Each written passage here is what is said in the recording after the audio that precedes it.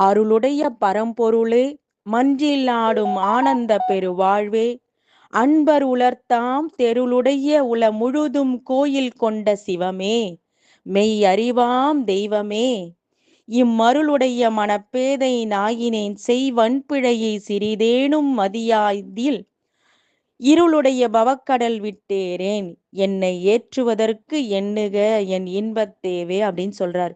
அருளுடைய பரம்பொருள் மன்றில் ஆடக்கூடிய ஆனந்தமான அந்த பெருவாழ்வு யார்கிட்ட இருக்குன்னா, அன்பா இருக்கக்கூடியவங்களுடைய உள்ளத்துல இருக்கு. கோயில் கொண்ட அந்த உள்ளத்துல சிவமே அறிவா இருக்காரு, தெய்வமா இருக்காரு. இது மருளுடையவங்க கிட்ட இருக்காது.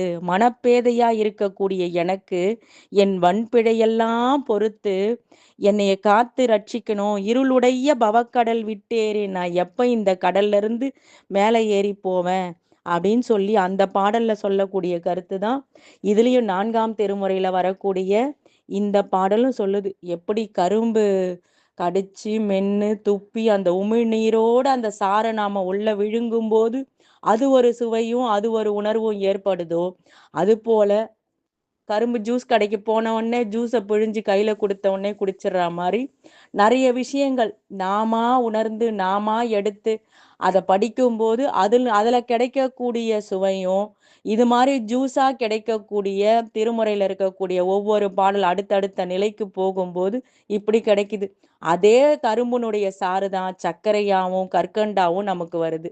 அப்ப நம்ம முதல்ல இருக்கக்கூடியது எடுத்து நாமளா அதை சுவைக்கும் போது உமிழ்நீரோட உள்ள போகக்கூடிய சுவையும் இனிமையானது, கரும்பு சாரா பருகக்கூடியதும் இனிமையானது, கற்கண்டை சர்க்கரையாகவும் பயன்படுத்தும் போது எளிமையாக பயன்படுத்தும் போது அதனுடைய அருமை தெரியாமலேயே அதனுடைய சுவைக்கு நாம் அடிமையாவது போல ஒவ்வொரு திருமுறைகள்ல இருந்தும் ஒவ்வொரு படிநிலை உயர்கிறது. நம்மளுடைய அனுபவம் அதனுடைய உணர்வு பொருள் உணர முடியுது. இது எல்லாம் யாரால பெற முடியும் அப்படின்னா, குருவினுடைய அருள் அப்படின்னு சொல்லக்கூடிய இந்த உலகத்துல இருக்கிறவங்க எல்லாருடைய உடலையும் தொட முடியும், தொட்டுட முடியும், உடலை தொட முடியும். எல்லாரும் எல்லாராலையும் அவங்களுடைய உடம்ப தொட முடியும், மற்றவர்கள் உடலை தொட முடியும். ஒரு குருவினால் மட்டுமே உயிரை தொட முடியும். அந்த உயிரை தொட்ட மாத்திரத்துல அவங்களுடைய அறிவு அருள்நிலை அடையுது. அருள்நிலை அடைந்த பின்பு கடவுள் நிலை ஆகுது. உயிர் இருக்கும், உணர்ச்சி இருக்காது சமாதி நிலையில இருக்கிறவங்களுக்கு.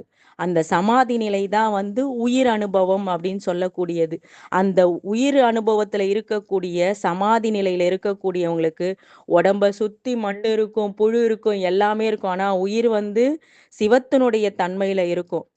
அதுக்கான அந்த தவத்துக்கான பரிசு தான் அருள்நிலை. அந்த அருள்நிலை கிடைச்சதுக்கு அப்புறம் கடவுள் நிலை ஆயிடுறோம். அந்த கடவுள் நிலை தான் எல்லாத்துக்கும் மேற்பட்ட நிலை அப்படின்னு சொல்லக்கூடியது. இதுதான் உயிர் அனுபவம், அருள் அனுபவம். நாம இப்ப பார்த்திருக்க பாடல் அருள் அனுபவத்தை பெறக்கூடிய நிலையில இருக்கக்கூடிய பாடல் இது.